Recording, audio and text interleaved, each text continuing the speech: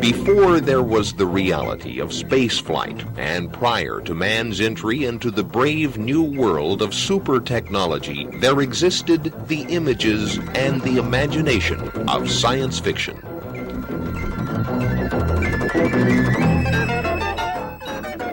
From the late 19th century to the present, science fiction has documented the dreams and the nightmares of a new culture, a culture that occasionally outran those speculative images in ways that no one could have anticipated.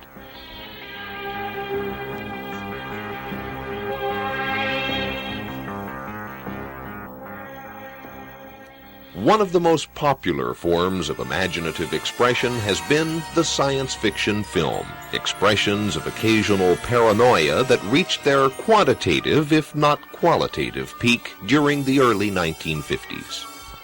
One man who pioneered the genre by keeping the stories basic and the budgets absurdly low was Roger Corman, and he has some thoughts as to science fiction's popularity during the 1950s. During the 50s, we were in a time of great economic and intellectual advancement in the United States. Coming out of the Second World War, the United States emerged as the most powerful country in the world, both economically and probably for the first time intellectually. So it was a country, I think, that felt it was on the leading edge of technology, was moving into the future scientifically, that we had the answers. And science fiction was a way to put the reader into the future, to give him some sort of an answer, or at least to give him some questions, and maybe he could make those answers himself.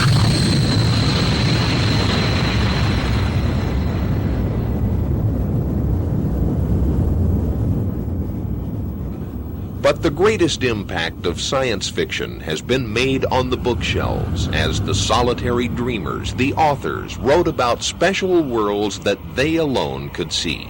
One such author is Ray Bradbury, a man who has taken countless readers on poetic trips around the universe and through worlds uniquely his own. But when he is bound to Earth, Bradbury prefers to travel quietly from town to town by train, an experience that occasionally inspires him in some unpredictable ways. Going on the train up here, I was watching all the dogs on the tracks and the boys going by and the birds in the sky, and I was full of cliche thinking, but it's relevant to the experience. I will never see that again, huh? That bird, that bush, that boy, that bike, this instant, I will never see again. There's no way of ever bringing it back. So for God's sake, pay attention. Don't let life slide by without tasting it and getting drunk on it and looking at it and touching it and enjoying every damn second of it, because you're going to be dead forever.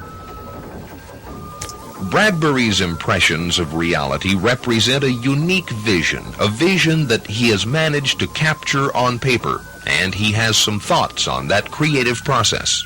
Only fast work is good. If you slow down, you start intellectualizing and pontificating and being self-important and trying to influence your friends and please your relatives. So fast work is always the best work. There's one rule that applies to everything in life. Learn it and forget it. That's you go through all the learning process, which can be slow at times. But once you learn a thing, you forget it. It's like playing the piano or typing a typewriter. You don't think how you're typing, you type. So thinking's got to be off somewhere else, and feeling and living and moving. So writing is the same as dancing and painting or conversing with friends and surprising each other. So that's what you're trying to do here today. We're doing for one another. Where I don't know what you're going to ask me next. But if I slow down on you, beware, because I'm going to make up something. As long as I keep talking this way, it's going to be good stuff. It's going to be honest. It's going to be direct.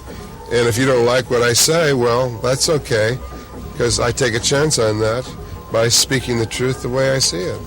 Bradbury's classic works such as Fahrenheit 451 and The Martian Chronicles have been categorized and analyzed for years. But how does the dreamer himself perceive his work? I'm an impressionist. I feel a strong kinship with Monet and Manet and Renoir and the great impressionists, because that's what they are. They were out to capture light and time. And they knew if they could do it right, they could crack your heart. And that's what I'm after when I write a book like Dandelion Wine. These are evocations of time. They're not representations of reality, but impressions of reality, which is something else again. Oh, sure, we're going to solve everything. I'm optimally oriented. All optimism means to me is an optimal chance for optimal behavior and optimal results. That's all optimism means. It's nothing fancy, no happy endings. But if you have optimal behavior, then you have an optimal chance for an optimal result. You people are good examples. You go out and do things. As a result of that, something's got to happen. So that's the way I look at the future. And I think we have to encourage all of us to do things. Not talk about them, but do them.